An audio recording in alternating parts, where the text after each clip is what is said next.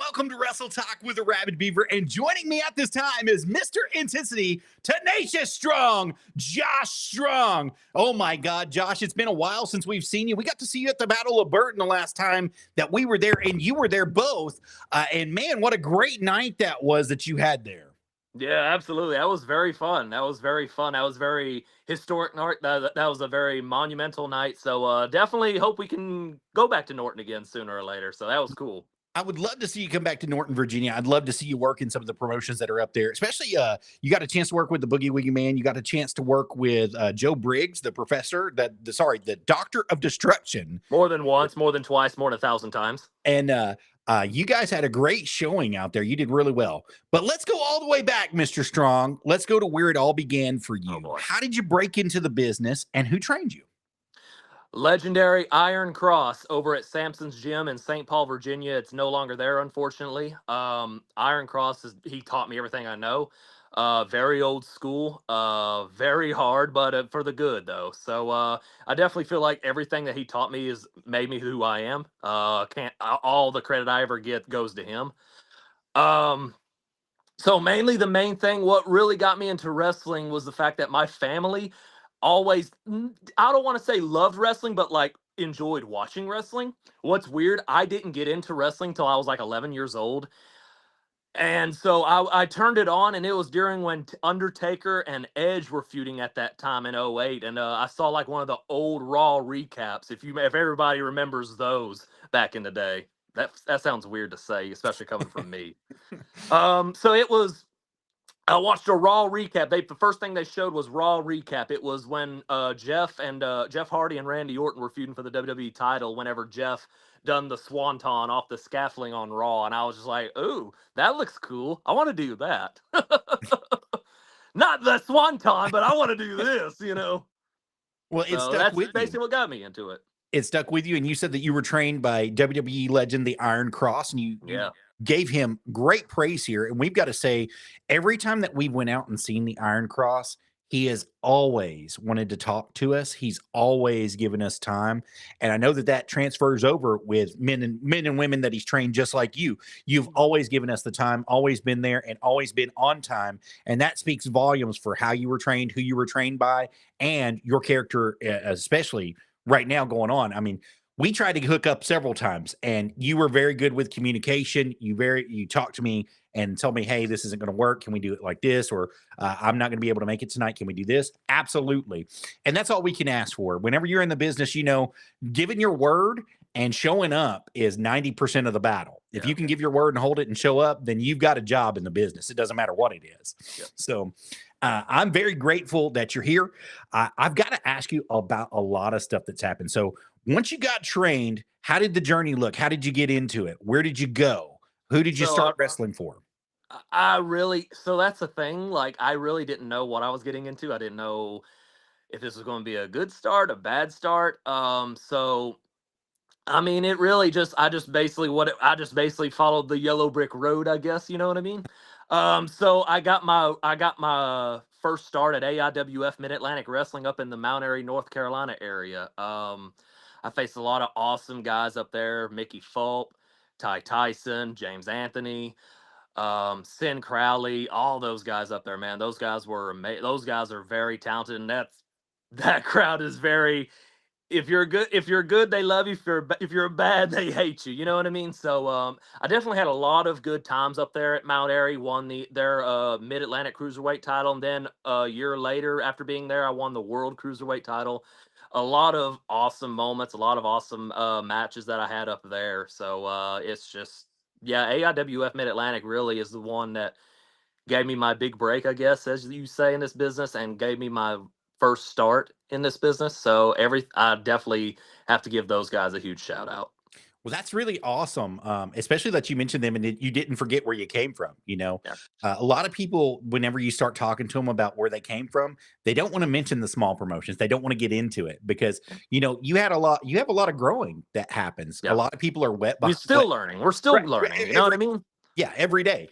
But a lot of people are still wet, and they remember those times when it was good, but when it was bad, it was real bad. Sure. But you need a place that'll allow you to grow like that. Yeah, we all got to start somewhere, you know? Right, absolutely. And we've all got somewhere to be. So you move on from there. Where do you go? So then, gosh almighty. There was Evolution in Johnson City, Rated R Wrestling. And then I went to ICWA in 2018, and ICWA from 2018 forward has been really my home, man.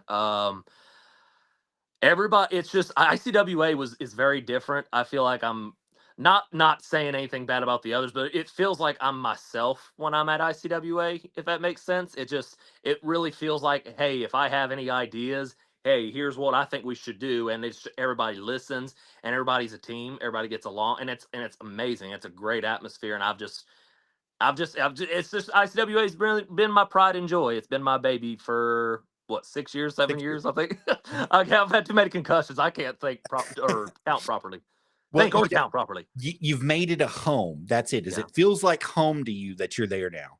And like you said, you're able to bounce ideas off. You're able to do different things. So speaking of ideas, how did the idea of the MidEvil 3 come about? Oh man. So myself and Wicked, which is the ICWA heavyweight champ, by the way. So basically, what's funny is that we got started at Evolution Championship Wrestling back in Kingsport, Johnson City area. We started out as friendly competitors, and then at ICWA, we basically moved up there as basically bitter rivals. At one point, we had a bitter rivalry. And then, for you know it, Jack Mosley, which is the main guy who brought us together. So basically, he had this idea to bring us all together. Myself, Wicked, and well, Chris Crow came later on, but he wanted to bring us together, and we didn't even want to be in the same room with one another because, well, we had almost a year-long rivalry with one another. So yeah, but if it was one of those, in his words, if I could get your guys' animosity away from each other towards others, that would be golden. And since January of 24, we've been causing chaos at ICWA ever since, and it ain't about to stop, brother. It ain't about to stop, man. So that's very interesting that you say that it's not about to stop, because you have a lot of stuff that's going on personally as well with Jay Venom. You know, the MidEvil 3 and Josh, you've got a long history with Jay Venom. Lord. You guys go back, and it looks like best friends turned bitter rivals, not only bitter rivals, but hated enemies. And just lead us on into that. How did it start? How's it going now? And what's going to be happening in the days to come? Because I believe that you have a special contract coming up, right? You get to pick a stipulation for a match. Oh, brother, here's the thing. So, like, there's so much to talk about. So about 2021, it was myself, Jay Venom, and two other guys, Cody Clark and Brandon Cavnett, or I'm going to say doesn't have it. But anyway, that's a different story. So we got together, and in Jay's mind, we wreaked havoc all over ICWA in his mind. But in reality, all the three of us did was basically protect Jay from harm's way at any and all costs. That's all we did. That was our purpose. So, and of course, there's always two sides to every story, but my story is the truth. So anywho, so we weren't going nowhere. We didn't go nowhere. Just nothing. It went nowhere, man. It was just, it went down a creek without a paddle. You know what I'm saying? So in 2023, I decided, you know what? I'm done with this. I'm not feeling this. So I just decided, hey, chair shot to Jay, chair shot to Cody, chair shot to Brett. You know what I mean? And Jay's been chasing me ever since. I don't know why. Like, what did I do? Shoot. What did I do? I just let him know, hey, brother, this don't work for me. Ciao. See you later. Bye. So because of that, you could say I kind of tricked Jay into signing a contract, which we did sign. Both of us signed it, but we can only have this match stipulation of my choosing that I want to. So I've been chasing Jay for a one-on-one match for a very long time. So now the shoe's on the other foot. So yeah, That's my story. That's my side of it. That I'm sticking to it. And like I said, my side is the truth. So that's all I'm gonna say. Will you give him this match at the Asylum Rumble, the 10-year anniversary of ICWA? Listen. I'm going to be in the Rumble. All right. I've got too much to worry about. I got to worry about 29 other competitors. All right. Because of Mr. Lee, I'm sure we're going to talk about him in just a second. Because of Mr. Lee, he picked me as the number one entrant in the Rumble. I've got to worry about 29 other competitors, let alone worry about what Jay wants and what Jay needs and him wanting to put his hands on me. That's too bad, too sad, pal. You're just going to have to wait just maybe a couple of more shows, and then maybe, just maybe, I'll see what I can do. Maybe March, April. I don't know. Just it depends on my mood. Doesn't Jay have something that belongs to you though, sir? And can he use it to his advantage at any time? Are you you've been doing your homework. I can tell. You're talking about how he has my spare key to my place thanks to my father. Oh, yeah. Well, you know what? Listen. Man, you get me worked up. Listen, listen, Jay, if Jay's watching this, which I'm sure he's at a Starbucks somewhere trying to find Wi-Fi to watch this. Listen, Jay, I'm not worried about you. I'm not worried. Listen, if you want to come, my door's always open. You know where I live.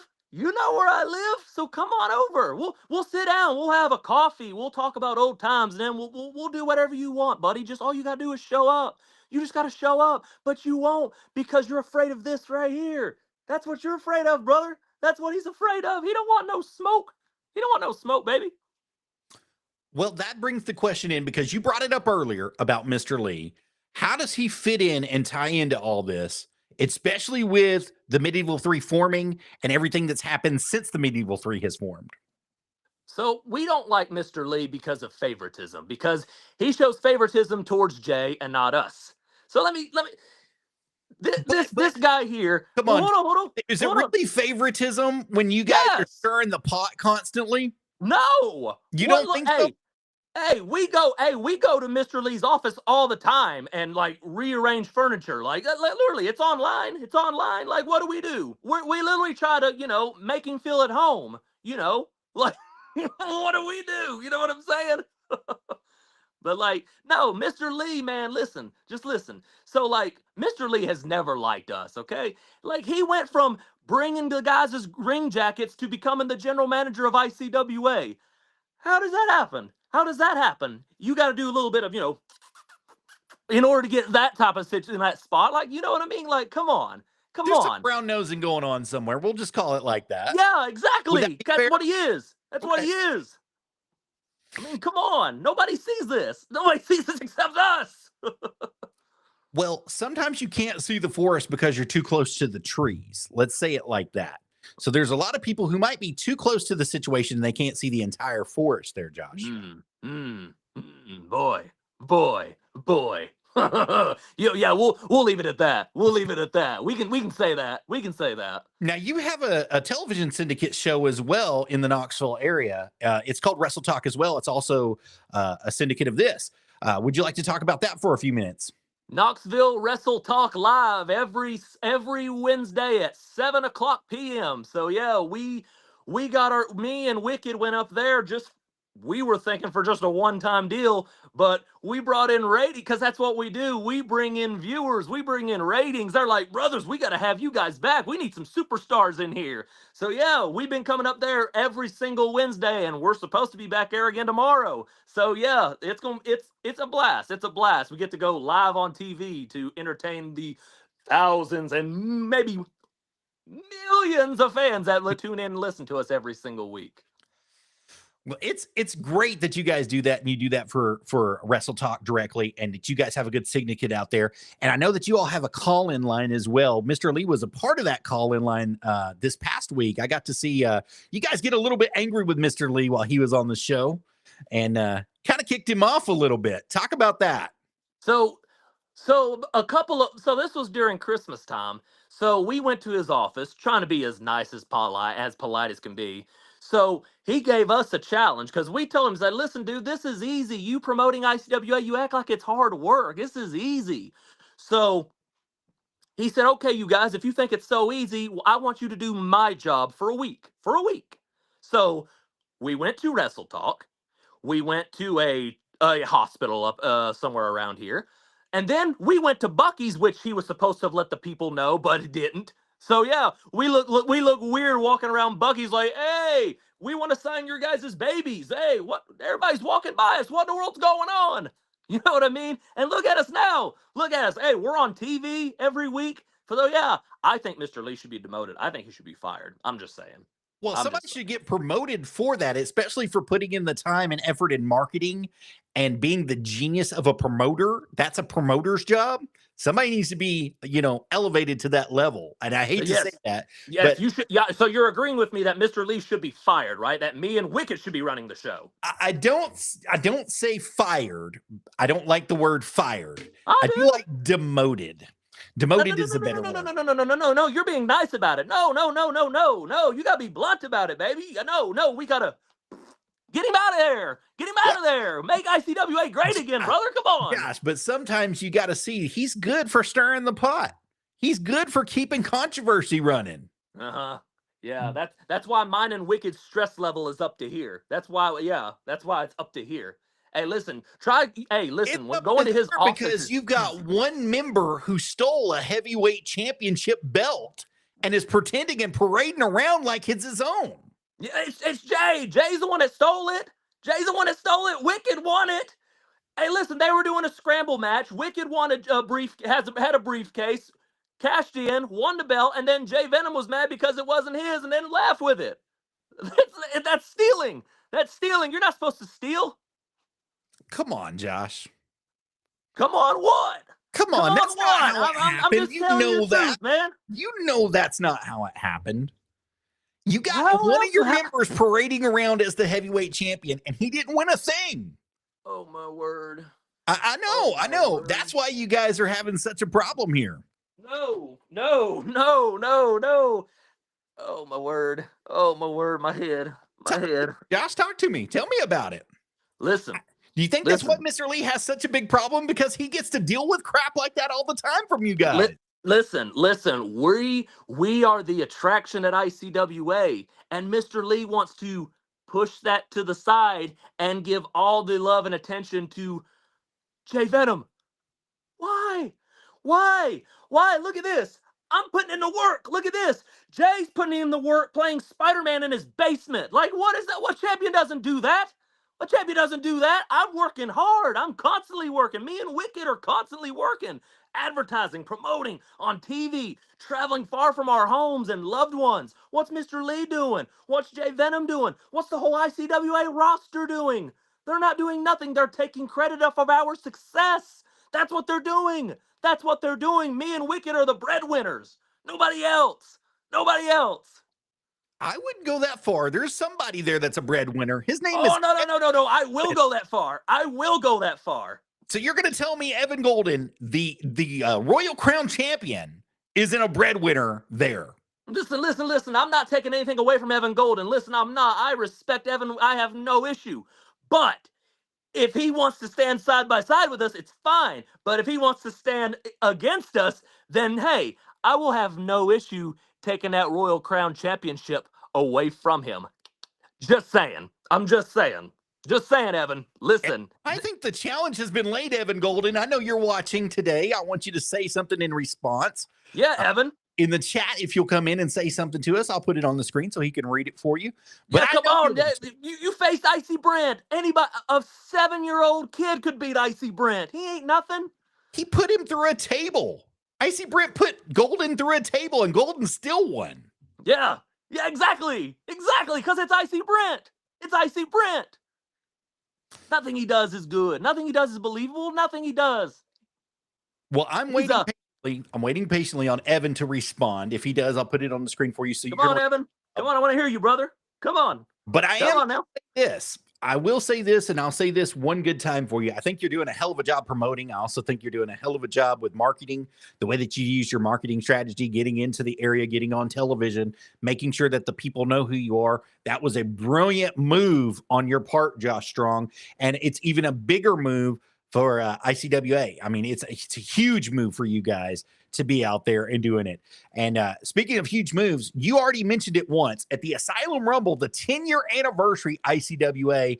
You guys will be having the Royal Rumble come up for that. The Asylum Rumble is what they're calling it. Yeah. Now, if you guys will bear with me just a second, I'm going to switch screens so you can see what's going on here. But you talk about it a little bit and let's go. So basically, it's going to be the 10-year. We're celebrating 10 years of ICWA on Saturday, February 22nd, 2025 at the Morristown National Guard Armory. Doors will open at 5:30 and the show will start at 6 o'clock p.m. So yeah, it's going to be me there, Wicked, Chris Crow, and Jay Venom. Oh gosh, I thought I was going to puke in my mouth for a minute.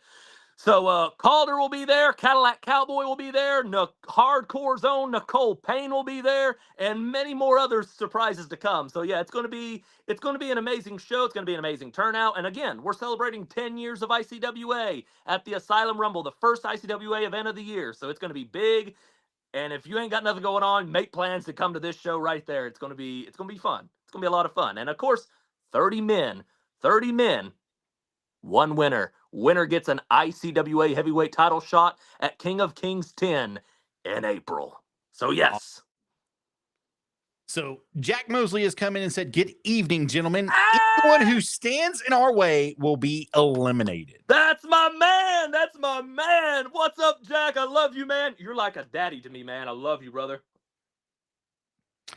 Martin Nieves has come in, or Wicked has come in. He said, "Evan Golden is on the can, the toilet. The crapper."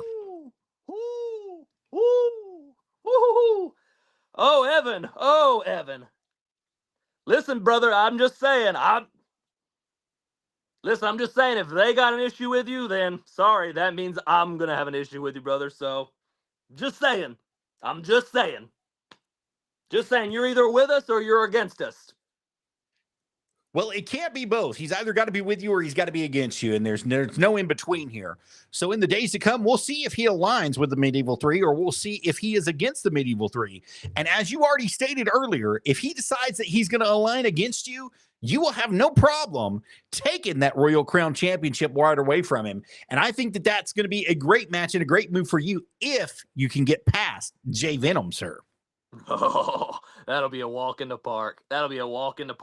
See, I'm holding the little dog toy, and Jay is the dog trying to get the toy, and I'm just like, oh, you almost had it. Come on. I love it, brother. I love it. You got to give us a little bit of something. What are you thinking for that match? What are you thinking the stipulation's going to be? I mean, it just depends on my mood, how I'm feeling. I mean, I could just give him a regular one-on-one bout. I could give him, I don't know, last man standing match, an Inferno match, parking lot brawl. I might even go find where he lives and just have my camera crew with me, have Wicked with me, so that way make sure nobody interferes, so that way I can take care of Jay Venom once and for all, dude. It's easy.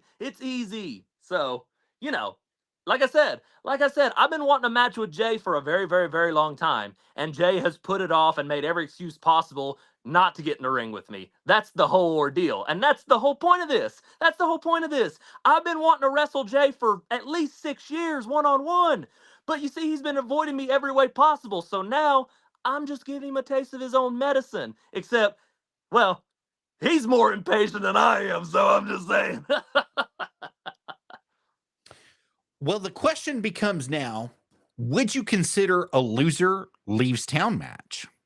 Oh, yeah, of course. Of course I would do that. Of course. ICWA needs to get rid of Jay anyway. The show would probably be better. The show might even draw more people if we get rid of Jay. I'm just saying because we're the stars. This is full of stars right here, baby. We are the stars. We are the par.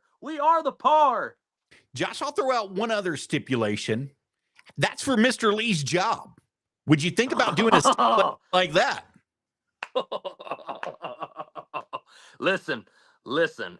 As much as I like to say that me and Wicked would run the show a lot better, I think Mr. Jack Mosley would run the show 100 times better than Mr. Lee. I would give that job to my boss, my man, the real boss, Mr. Jack Mosley. I would give that job to him. Very interesting. So you're not going to rule that out.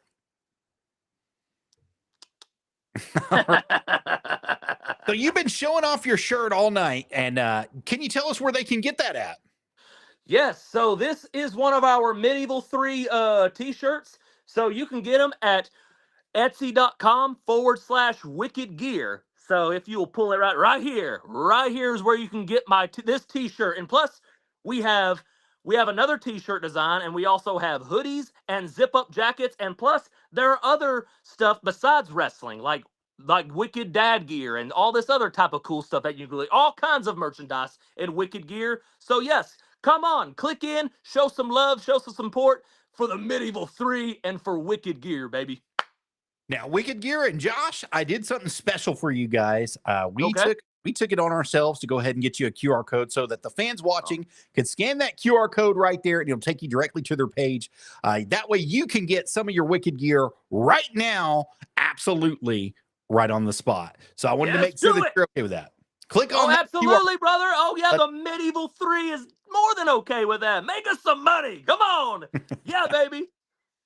All right, Josh, we're just about out of time, but before we go, how can the fans book you? How can the bookers book you if they want to get you for a show? Find me right here on Facebook, baby. Find me, hit me up. I've got all kinds of dates. I've got dates all the way to May right now. So, but I'm just saying, I could use a little more. I could use a little more, brother. So, hey, I'm always, this one right here. This one right here. Look at that handsome face. Look at this handsome group of men right there on that cover photo, baby. Ugh. Golly bum. This is how you find him right here on Facebook under Josh Strong. You see the photo picture there. You see the background there with the MidEvil3 right there in it. That's how you're going to contact him. Hit that message button. Message Josh Strong directly for his booking information. Now, where are you booked at, Josh? Where are you currently booked at?